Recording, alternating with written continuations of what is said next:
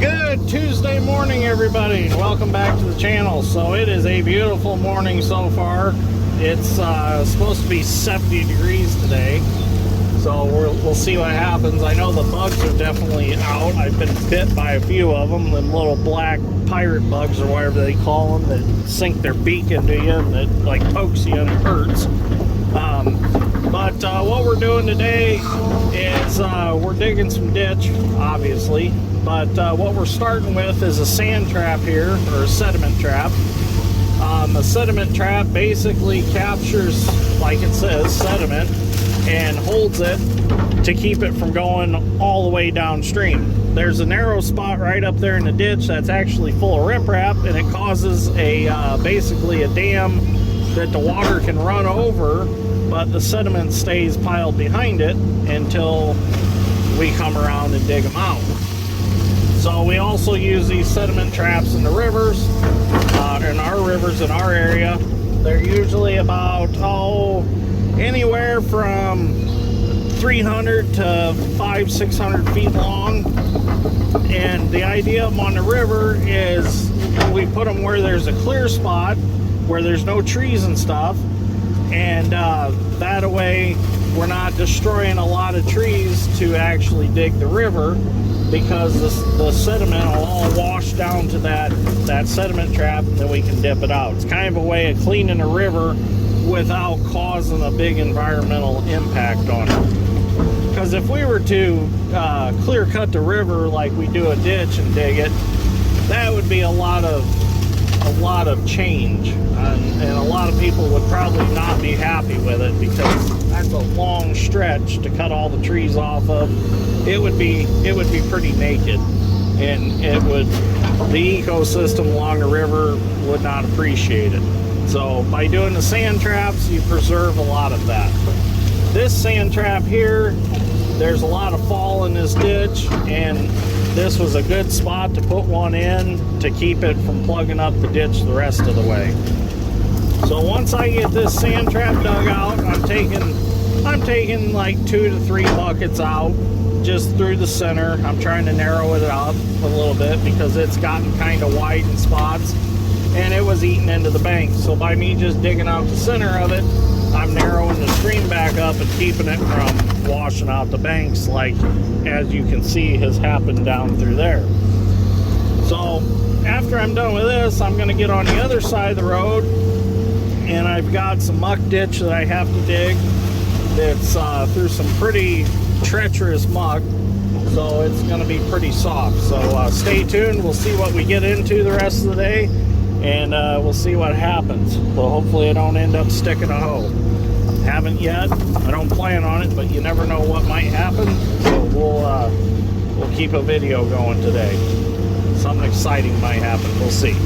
Okay, so stay tuned. Okay, so we're down here to the last little bit of our sand trap. We're almost to the road where it actually begins at the crossing for the road right there, you can see.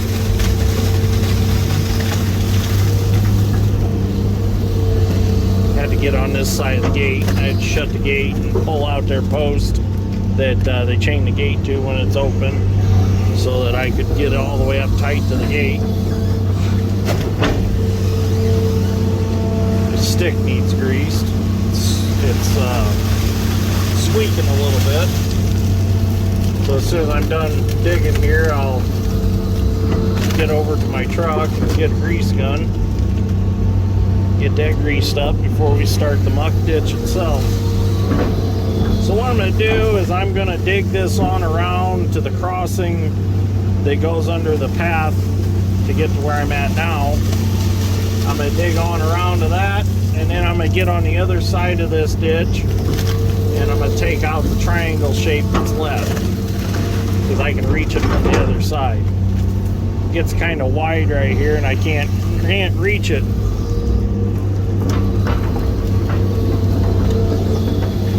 So if I get on that other side, I'll be able to reach it all to the center and get it dug out.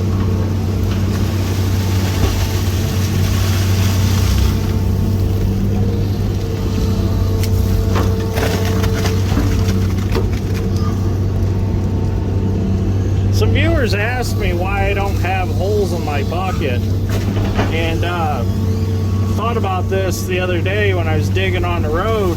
It's a good thing I don't have holes in my bucket, because when I was sitting on the road digging, the mud would have been squirting out and getting all over the place while I swung. So that's another good reason why I don't run holes in this bucket. If you get a good full bucket, the mud forces the water out anyways. So you're just dealing with the water that's captured in the mud. Another viewer asked me why I don't use a conveyor to convey it across to the other side of the ditch when I'm digging on the road. Well, the problem is it's so wet and sloppy, you'll never be able to run that stuff on a conveyor.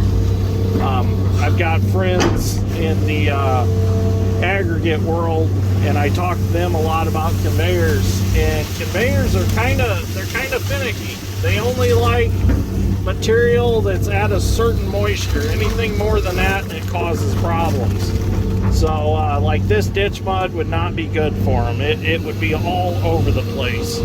So it's just something you can't really handle with a conveyor.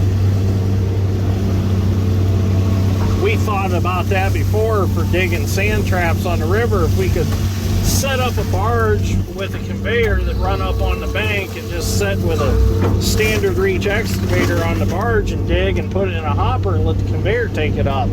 Well, that's the same problem. There's just too much water involved. If you could run it through some sand screws and get the water out of it first and then run it up, that would be ideal. But the sand screws probably wouldn't be able to keep up with the capacity that the excavator's putting in them. It would be kind of a slow process. So kind of the best way to dig the sand traps in the river is either with a cutter suction dredge and pump it into a retention pond, or just use a drag line with a very long boom like we do now. When I say we, I mean as us working in the county, as other contractors also. Like my friend Jimmy, he does a lot of the big sand traps on the river because he's running 110 foot of boom in a northwest drag line. So he's able to reach that kind of stuff. I only have 80 foot of boom for my drag line, so I can only dig the small ones. I've got a sand trap actually that I need to dig that I'm going to do with my drag line probably this summer. It's actually just a big ditch. So I'm taking plenty out right here because of the fact that we have the road crossing, and all that sand's going to wash out from underneath of there. So I need to make quite a good sized reservoir here to collect that sand. So that's why I'm, digging a little extra here than I was all the way through. Okay, that's about all we need to take out of right here. So I'm going to get on that other side and dig the rest of that out. Well, we're on the other side now, so we can continue digging. Go ahead and bring this lip back here. Now this is going to be fun because I have limited swing space. I have power lines overhead. So I've got to work within my means here. Stay down out of the power lines and swing around. They're right above me. We're going to put this over here. The add strength can just blade that along underneath them trees. Make sure there's no cars coming so we don't karate chop a car.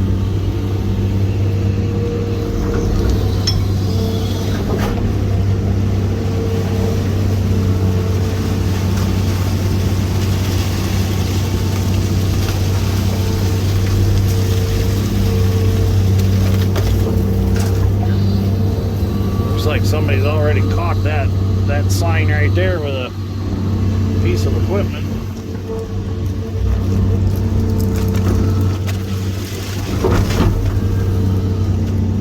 Truck gonna drive past, let him get by.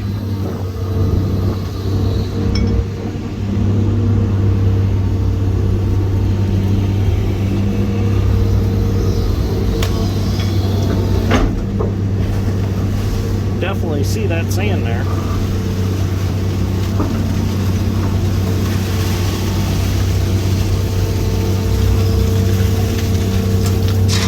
Whoops, I got the sign. Whoops, it was already bent, wasn't for me.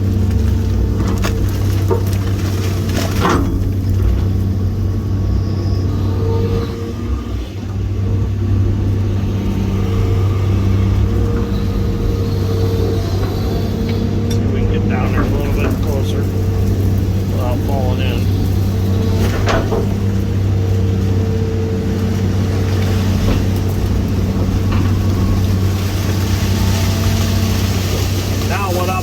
Do is I'll probably let this sit overnight, and I'll probably come dig some more tomorrow out of here after I'm done digging the rest of the ditch. That'll give that time to rinse out from under that road. Swing brake's getting a little weak on this hoe. Doesn't help that I'm swinging down at angles. I got my undercarriage tip, so I got kind of gravity pulling the hoe as I swing, not sitting level. Hey, there's an old a bridge sign right there. You never know what you're going to find.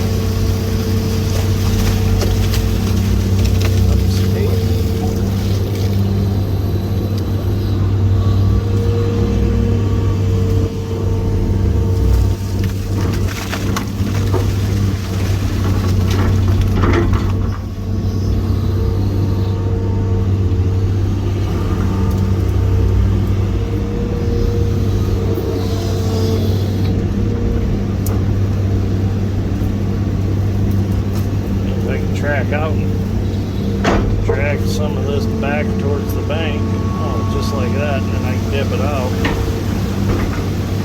to where I can reach it.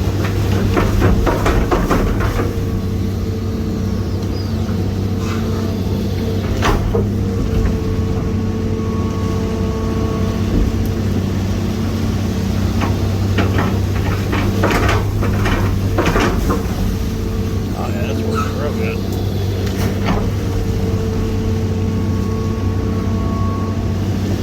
Pretty hard bottom down in there.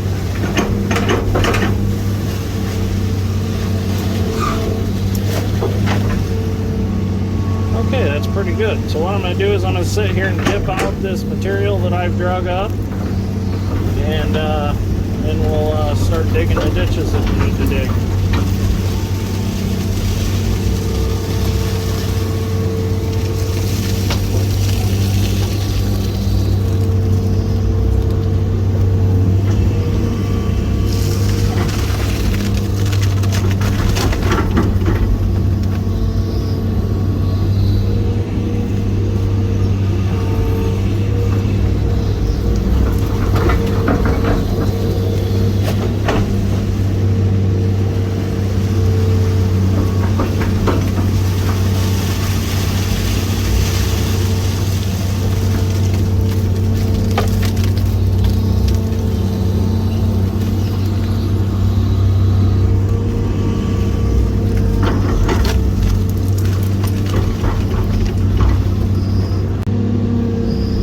Okay, so I've been digging on this muck ditch so far. Everything's going real good. We're down to this one low spot here that I'm not sure what I'm going to do with yet. I need to dig through it, but we'll see what happens. So I'm not sure how soft it is. But once we get through here, we're going to go on that side of the road where my truck's at. We're going to head that way and then that way and back to the next road. We got quite a bit of digging yet to do. So this is pretty low through here.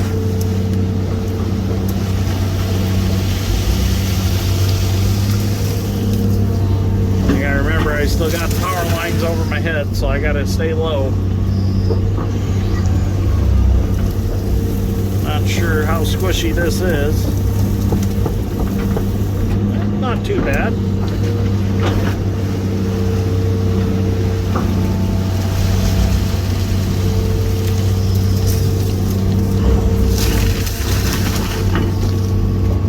Might be alright to dig all the way to where I want to dig. As long as we don't break through the sod, we'll be good. You can see how low we are. my tracks are actually level with the water in the ditch right now. This might actually have a little sand under it. I don't know, it's holding me up pretty good. Take another dip out just to clean this edge up a little bit. There we go. Now, I haven't been taking a whole lot out through this ditch, just enough to clean out the grass and things. There's a dorm room refrigerator and a air conditioner I dug out. This section through here seems like it's got more material that needs to come out. That's why I'm taking more out. As I can tell, the culvert under the road's pretty deep. If I was a betting man, I would have said right here would have been a trouble spot, but it's pretty firm right here. Maybe when they dug the wetlands pond out there, maybe they brought some sand up here and built this as a spillway or something like that. I don't know.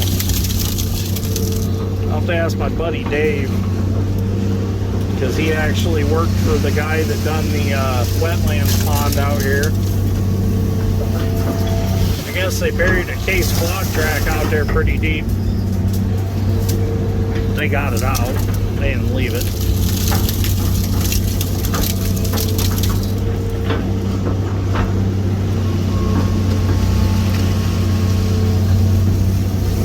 Yeah, I was hoping for some excitement right here. But no excitement sometimes is a good thing.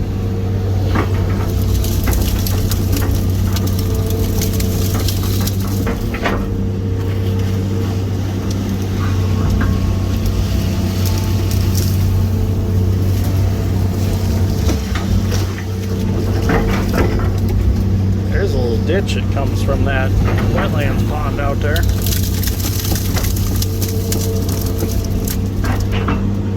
So as you can see, the turbulence in the ditch over there, that's where the culvert's at, coming under the road.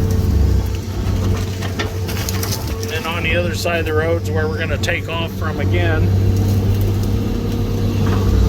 Definitely some crap in here. I guess a good full bucket.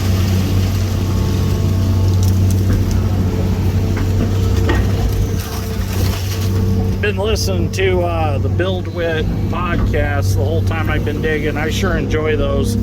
Aaron Witt does a good job of making a podcast.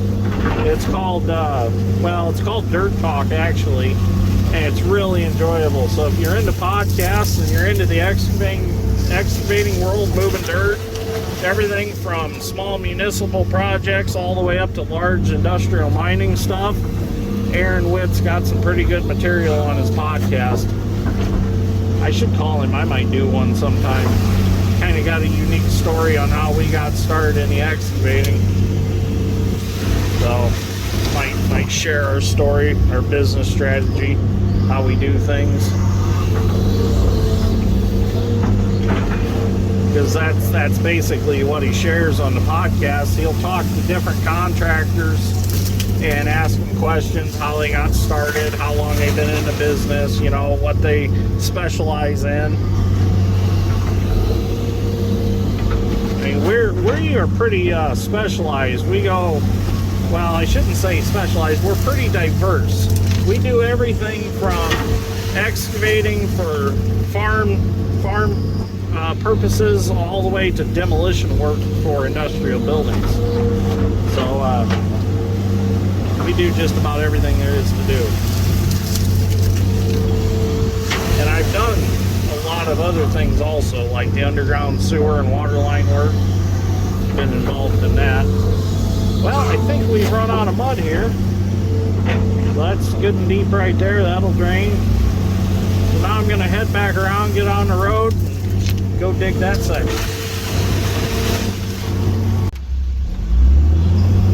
Okay, so we are on the other side of the road, and as you can see, I've got quite a bit dug so far.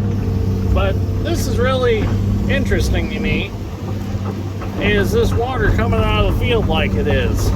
Been running like that for a while, but the question is, where exactly is it coming from? Is it coming from Round Lake that's over there? is there a hole in the dam or something? Because look at all this water all the way along through the field to here.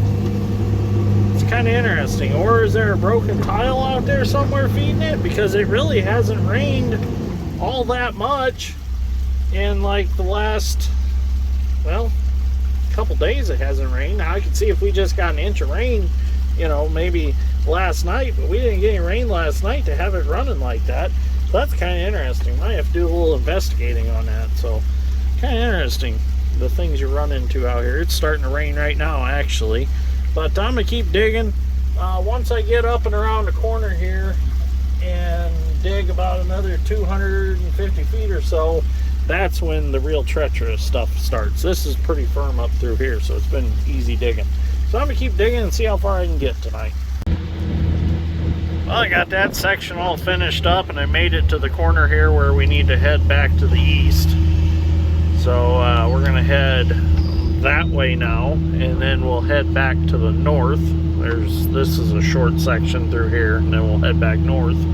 But this is actually the ditch that I believe is the overflow for Round Lake. So it's flowing out of Round Lake, going over the dam, whatever it's overflowing. But as of the water in the field, I'm pretty sure there's a broken tile somewhere out there, because there's a lot of water out there yet, and it's even pouring in right there, and then right over there it's coming in, and it's just not slowing down. So it's got to be fed by something. Kind of interesting, unless it's just coming out of that hill on that where that woods is at. It could possibly be just coming out of the base of that hill, and there's a spring or something in there, and as wet as it's been, it's just seeping out of there. So okay, I'm gonna keep digging and get on around here, and actually I think I'm gonna walk up and bring my truck back here since I'm not too far from it right now, and then I'll take off digging again. Well, I got that short straight section dug, and now we're up and around, and we're going into the really wet stuff. So as you can see down there where all the giant ragweed stems are, that's the wet spot. So I got probably another 100 foot to go, and I'll be in that. So as soon as we get to that spot, I'll start videoing. But we're definitely gaining a lot. We're getting rid of a lot of water. There's a few snags down through there I need to dip out on my way out, but looks really good, I think so.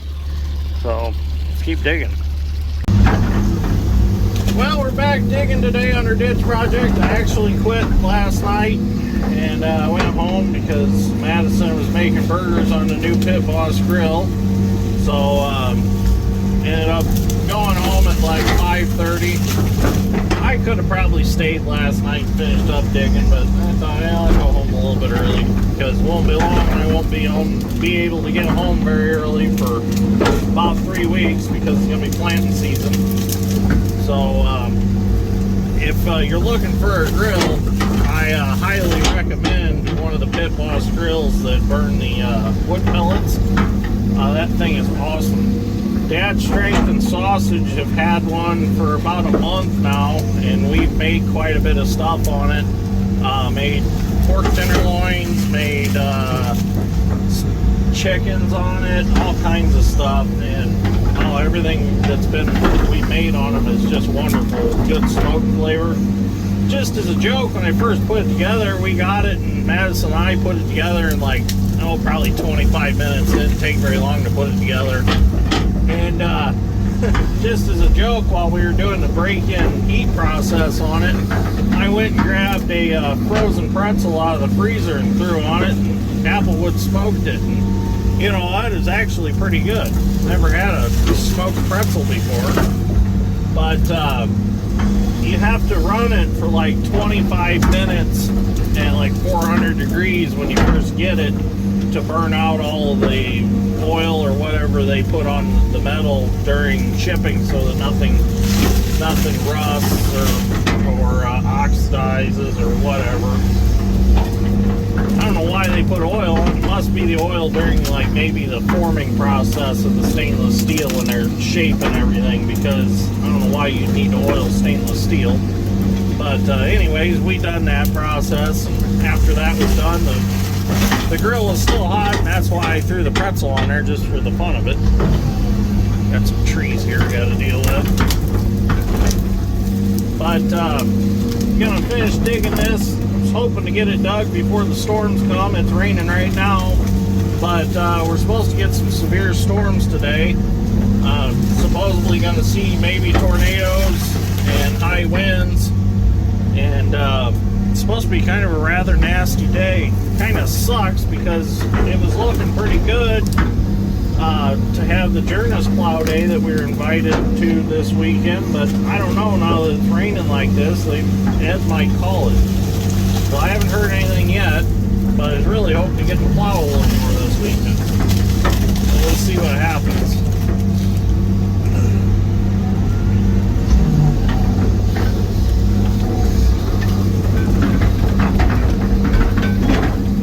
A few viewers were asking if we have our plow day at the end of the month.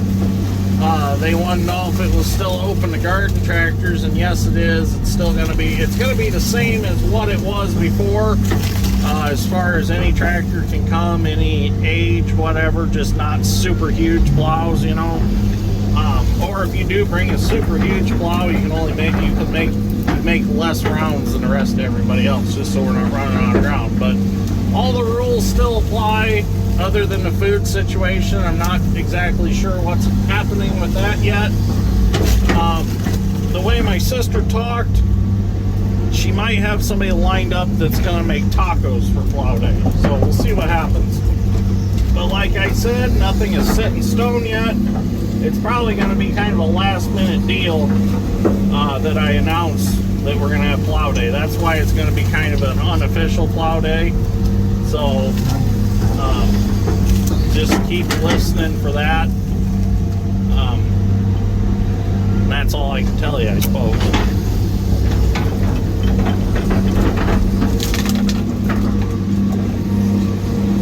It's kind of funny, last night I was digging on this section. I decided to go ahead of myself and kind of smash down the giant ragweed stems and stuff so they weren't poking up through my cab guard when I'd swing. And so I put the bucket down and I tracked forward and smashed all that stuff, and then on the way back I done the same thing and smashed some more of it. Well, I'm cruising through here smashing that down, and I look over here in the water and there's a guy fishing in a kayak, and I'm cruising by in an excavator, and I just thought it was kind of funny that he's just right over there fishing and I'm over here digging.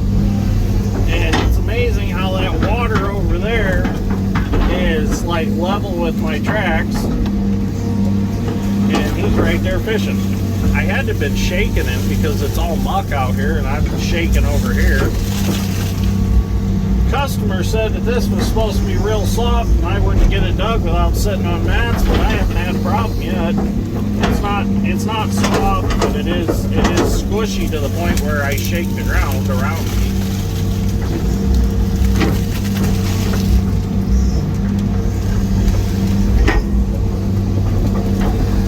So we're being careful not to overdig this ditch. We are just going to the original depth, and that is it. We're not taking any more out than we possibly have to.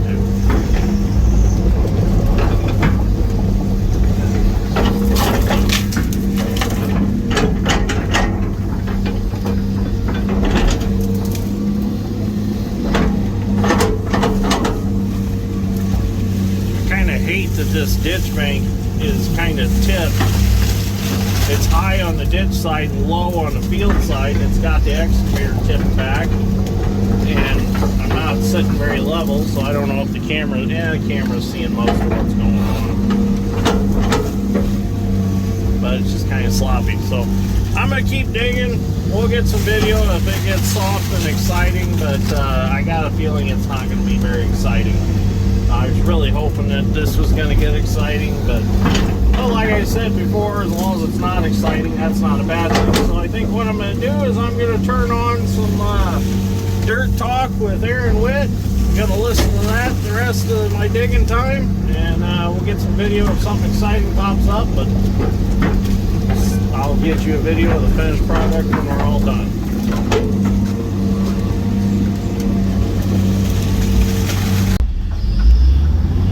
Getting to the end of the ditch here, and conditions aren't ideal for digging, but I'm making it work. I'm actually laying out some brush in front of me here to make me kind of a mat to sit on because it is getting kind of soft. I figured the brush is here, I might as well use it. So it's not going to be the prettiest thing in the world, but it's going to get them some drainage, that's for sure. So it's going to work. We'll have to come back later with the grapples on the hoe when everything dries out. We'll pluck all this brush out and take it and pile it and burn it somewhere.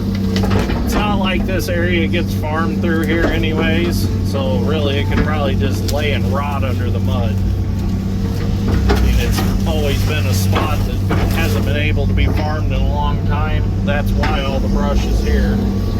But the front corner of this farm is able to be farmed as long as this ditch flows properly.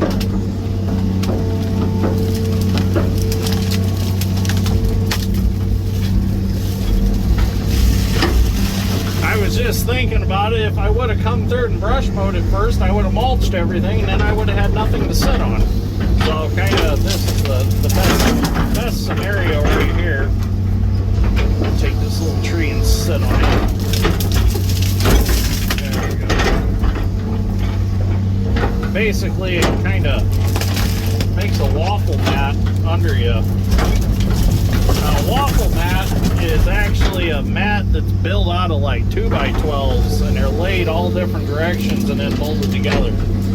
A normal crane mat is like 12x12s, or I think 6x6s, maybe 8x8s. I think there's three different styles.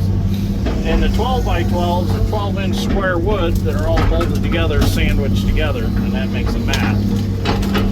I think we were using 8x8s when we got that excavator out of the mud hole that it was stuck in.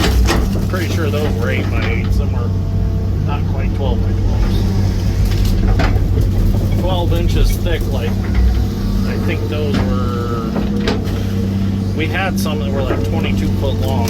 Those were a lot of mat to handle. I think the ones we used for the excavator are only like 16s.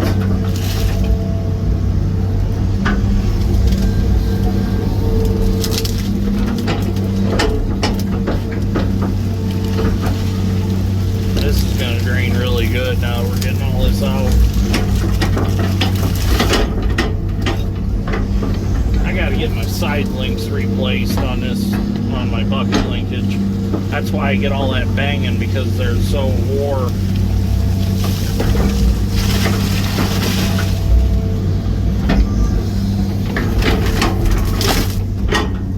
Poor old hoe really needs tightened up.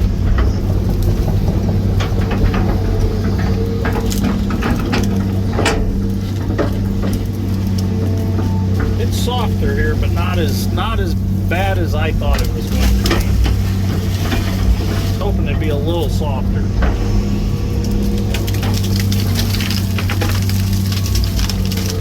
That's a tree limb that broke out of a tree. You can see the water up there we're trying to get rid of.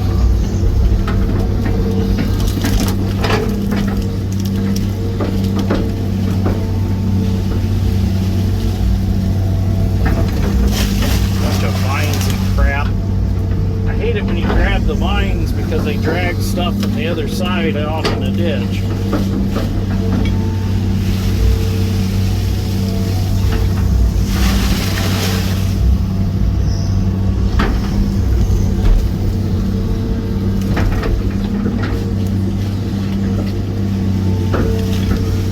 I have to come back through and snag a little of that out.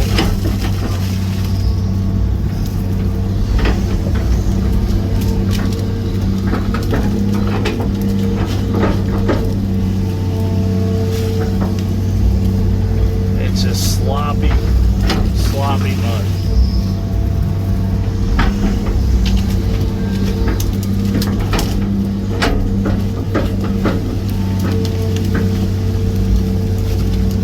Move this tree out of my way. Oh, that's better. The camera's wiggling down a little.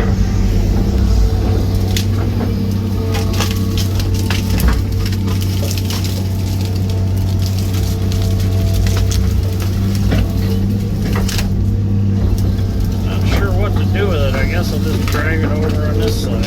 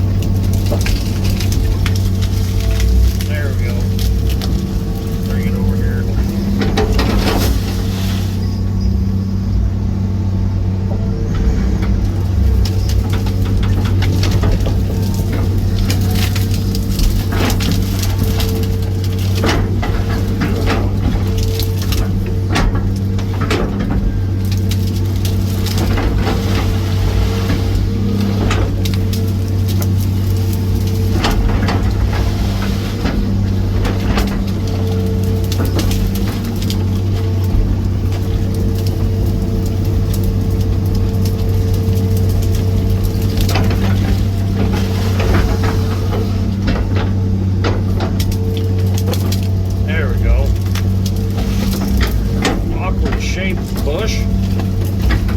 Must have grew along the bottom of the ditch. Use that to set up.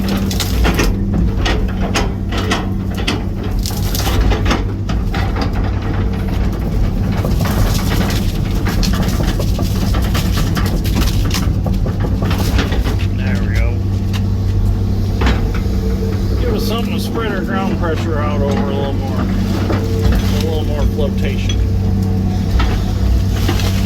You wouldn't think that that would help much, but it really does help.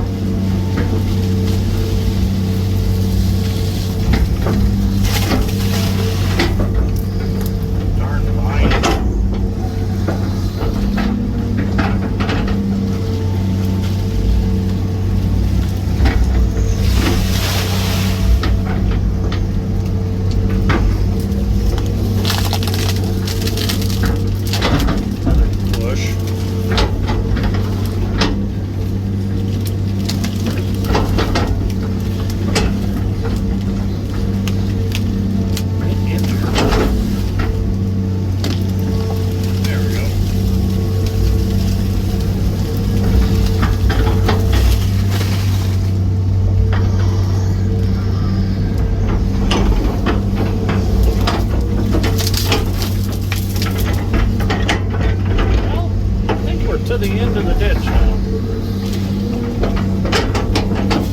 Clean this up a little bit here.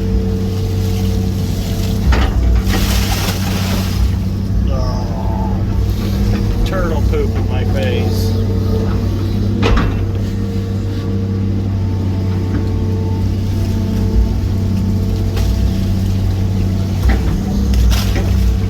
Okay, I'm going to clean this up a little bit. I think that's it.